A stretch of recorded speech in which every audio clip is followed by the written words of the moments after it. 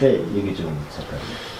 근데 그 셀트리온은 무슨 회사냐면은 미국에서 제일 세계적으로 유명한 제넨텍이라고 하는 생명공학 회사가 개발을 하던 에이즈 백신을 이제 개발 중에 임상 이상을 성공적으로 끝마치고 그 3상을 해서 사업을 하라고 제네텍에서 자회사를 분사를 했어요.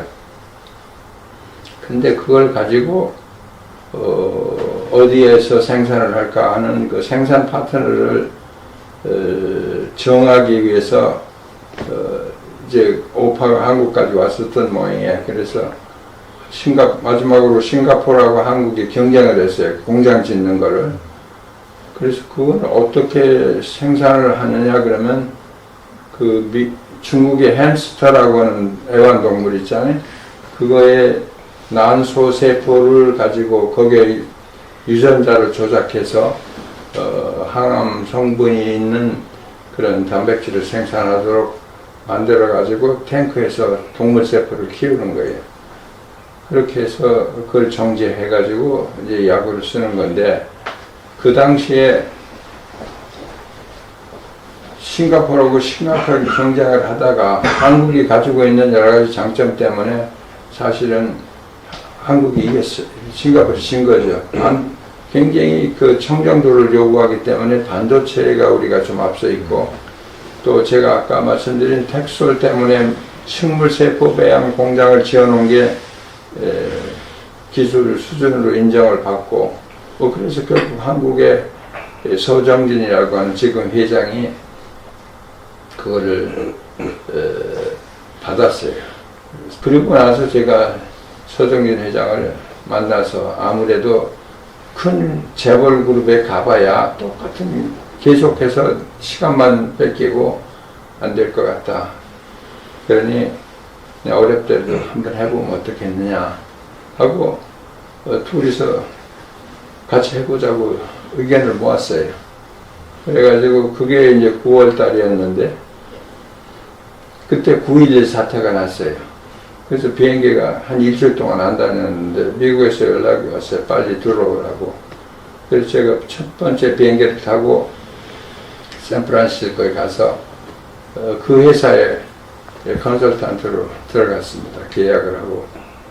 그래서 준비를 해가지고 회사 설립하는 기초 작업을 해서 2002년 그 다음에 2월 달에 회사를 창립했습니다. 그래서 제가 공장을 거의 다 지어갈 때쯤 이 에이즈 백신 임상이 실패를 했어요. 그러니까 에이즈 백신을 생산할 일이 없어진 거죠.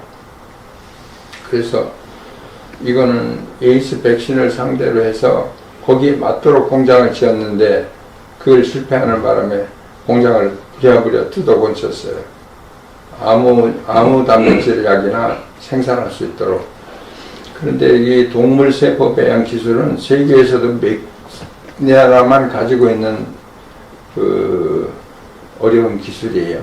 그 당시에 한국의 어떤 회사가 동물 세포 배양기를 가지고 있었는데 그게 제일 큰 200리터짜리 하나를 갖고 있었어요. 우리는 얼마짜리를 공장을 지었냐 그러면 5만 리터짜리 공장을 지었어요. 그 당시 한국에 있던 동물세포 배양기에 250배 큰, 225배인가 큰 걸 지었어요. 그래가지고 공장은 그럭저럭 완성이 됐는데 이게 뭘 생산할 게 없잖아요.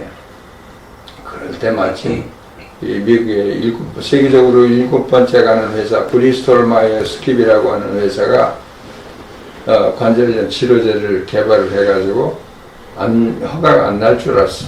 임상에서 통과 못할 줄 알았던 모양인데 이게 갑자기 임상에서 통과하는 바람에 바빠졌어요. 그 세계에서 누가 이걸 생산할 수 있느냐 하고 찾다가 우연히 이제 셀트리온이라는 걸 알았어요. 한국의 어떤 회사가 공장을 근사하게 지어놨다고 한다. 그 회사하고 얘기를 해봐라. 그러는 바람에 이제 급격히 이제 계약이 되고, 그래서 첫 번째 제품으로 브리스톨 마이어스 깁의 오렌시아라고 하는 관절염 치료제를 생산하게 됐어요.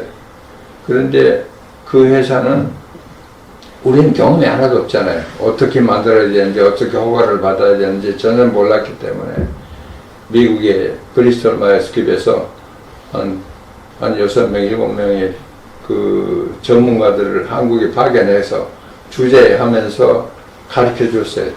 돈 주면서 가르쳐 줬어요. 그래서 참 럭키했죠, 그 당시에. 근데 그거를 그렇게 변해가는 과정에서 나는 거기서 손을 떼고 신규 사업을 맡았어요. 신규 사업 사장을 맡아가지고 뭐를 했냐 그러면 이제 태국에 처음에 가서 카사바라는 그 고구마 같이 생긴 걸 가지고 바이오 에탄올, 그러니까 바이오 연료, 가솔린을 대체할 수 있는 그를 만들자고 시작을 했는데 카사바 가지고는 잘 안 됐어요. 그래서 브라질에 가가지고 사탕수수를 가지고 1억 평이 조금 넘는 그 브라질의 동쪽으로 쭉 올라가면 한 1000km쯤 올라가면 그 샌프란시스코 강이라고 이렇게 종단하는 강이 있어요. 그 근처에 사막에 가서 이제 그 관계 시설을 해서 사탕수수를 생산해서 그걸 개발하겠다고 계획을 다 세워서 거의 다 프로젝트가 끝나갈 때쯤 리먼 브더스라고 하는 그 경제 쇼크가 오는 바람에 저는 2008년 말에 그 사업을 접으면서 이제 회사를 은퇴했습니다. 근데 제가 한 거는 공장을 지었고 이제 그 허가받는 과정 같은 거를 한국에서는 정말 초기에 개척해가면서 모든 일을 했던 것 같아요.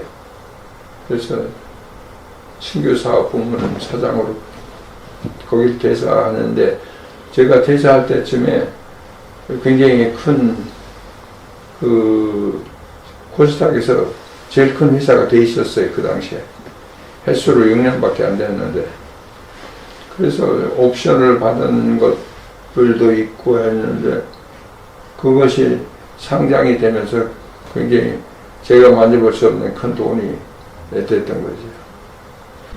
특별히 속에 남는 거는 많이 없는데 제가 고3 때까지 1번, 2번을 했습니다.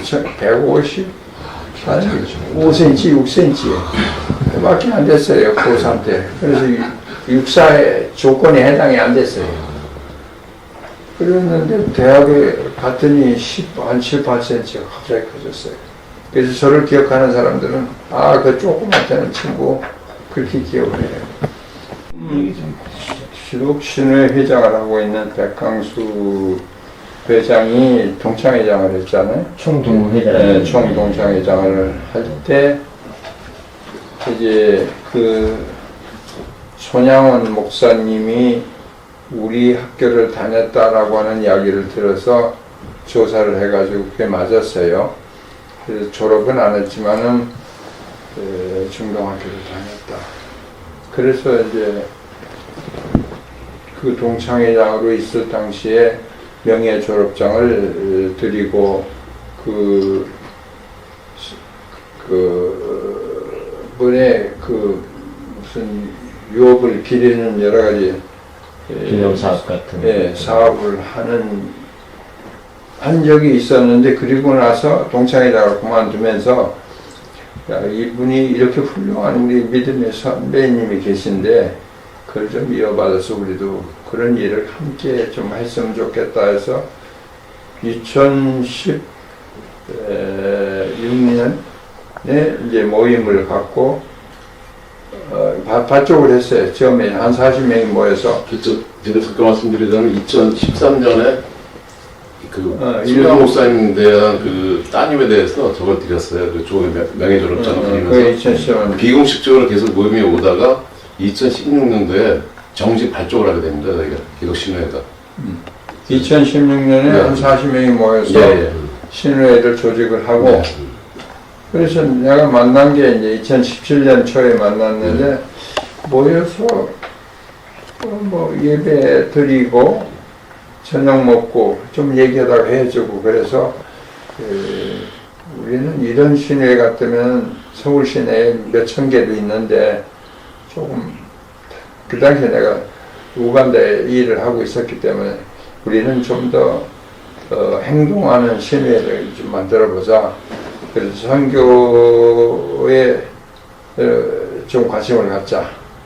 그래서 제가 그 당시에 2,500만 원인가? 네. 네, 5천만 원 내셔서. 네, 5천만 원을 동창에다가 신우에 하면서 반은 신우의 선교를 위한 마중물로 쓰고 반은 그 재학생들 장학금을 1년에 5명씩 주자. 그게 금년으로 5년이 된 거예요. 네, 2019년도에 한 번 멈췄어요. 학교 사태 때문에. 그래서 이제 그 2,500 소진이 됐고 올해 다시 이제 500만 원 내시면서 예, 그래서 제가 이제 선교 바람을 넣은 게 상당히 그 조금 효과가 있었는지 지금은 선교사가 한 20명 정도 되나? 세계 각곳에?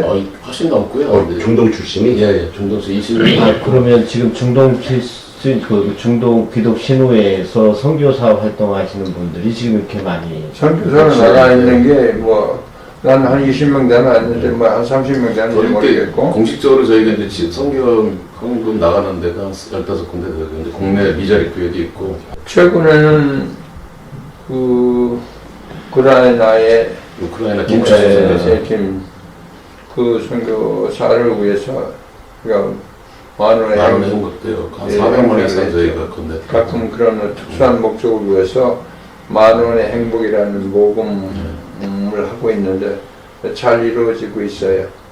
저는 아들이 둘이 있는데 주위에 있는 사람들이 저한테 그래요. 돈이 생겼으면 아들한테 유산을 줘야지 그런 법이 있느냐 자꾸 얘기를 해서 저는 애들이 중학교 다닐 때부터 얘기를 했거든요. 나는 돈이 없는 사람이지만 있어도 너희들한테 유산은 물려주지 않는다. 내가 그 대신 너희들은 아버지를 모셔야 된다는 의무는 없다. 그거를 얘기했는데 아마 그게 입력이 돼 있어요. 근데 자꾸 주변에서 다른 사람들이 얘기를 해요. 자기들하고 아무 상관없는데 자식들한테 안 준다고. 그래서 제가 아들 둘한테 11조를 했죠. 10%를 떼서 아들 둘한테. 제가 그렇게 40몇 년 동안, 43년 동안 사회생활을 할 수 있었던 거는 저를 키워주신 학교라고는 울타리가 상당히 고마워요. 특히 제가 제 직업을 결정해 주는 거는 이제 대학이 직접적으로 했던 거죠. 그래서 스튜디오에 있으면서 이제 끝나갈 쯤 돼서 그런 생각이 드는 거죠. 철이 드는 거죠. 야, 내가 잘나서, 내가 똑똑해서 이렇게 일을 하는 게 아니고,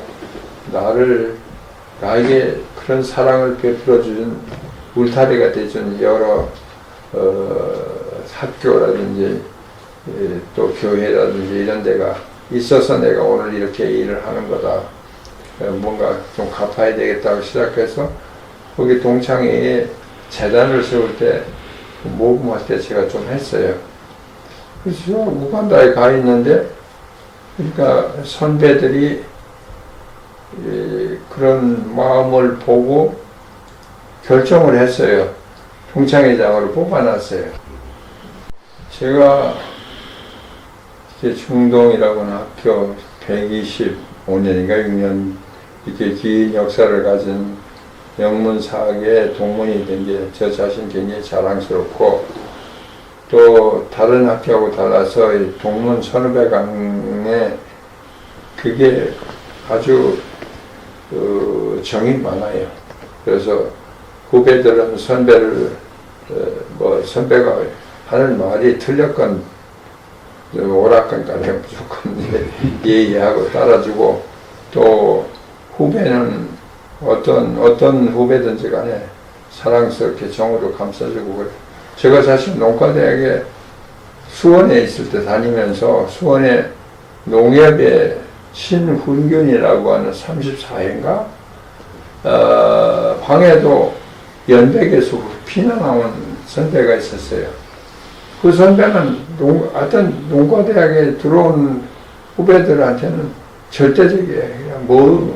그냥 술도 사주고 밥도 사주고. 저도 그 집에, 그 선배 집에 2년 동안 있었어요. 아이들 가르치면서.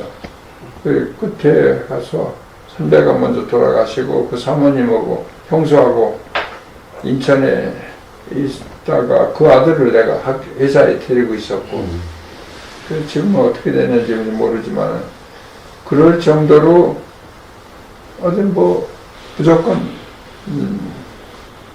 그 후배라고 그러면 깜빡 죽고 그랬었는데 그런 것처럼 저도 후배들이 어떤 사회 여러 분야에서 두각을 나타내면서 어떤 기사가 됐는 수능에서 100점 맞았든지 제일보다 훨씬 아주 기분 좋은 거죠. 그래서 우리 후배들한테 더 많은 장학금을 줬으면 좋겠지만 이제 그럴 수가 없고 그래서 제가 상징적으로 5명한테 장학금을 주면서 여러분의 선배들이 이렇게 나이 많은 선배들까지 연합해서 하나님의 일을 하고 있으니 너희들도 이걸 좀 이렇게 긍정적으로 좀 알아주고 머릿속에 놓고 선배를 따라서 선배 못지않은 그런 크리스찬으로 훌륭하게 자라가도록 노력하라. 교훈처럼 정직하고 열심히 해서 마음이 깨끗한 그런 인재들이 계속 나오기를 바라는 뜻에서 장학금을 주는 거고 또 그 후배들이 앞으로 신의 회원들이 될 그 지금 묘목으로 자라는 우리 묘판에 있는 우리 그 싹들이니까 좀 그런 희망을 주어서 앞으로 우리 신우회를 나중에 너희들이 주인이 돼서 계속 발전시켜라. 그래서 학교의 명예를 더 높이고 또 하나님이 기뻐하시는 그런 나라로 그런 사회로 그런 세상으로 바꿔가는데 큰 역할을 하는 그런 후배들이 태어나기를 바라는 마음에서 하고 앞으로도 지금 2,500만 원 가지고 다 돈은 떨어졌는데 지금부터는 이제 제가 세운 장학재단에서 5명씩 매년 그렇게 하기로.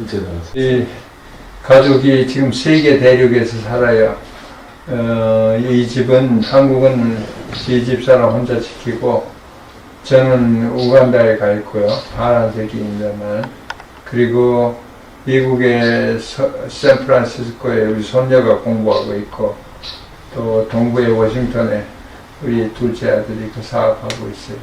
그래서 우리 집사람이 이 전화를 하려면은 밤중에 자는 사람 깰까 봐서 그 시간을 저렇게 해놓고 있습니다.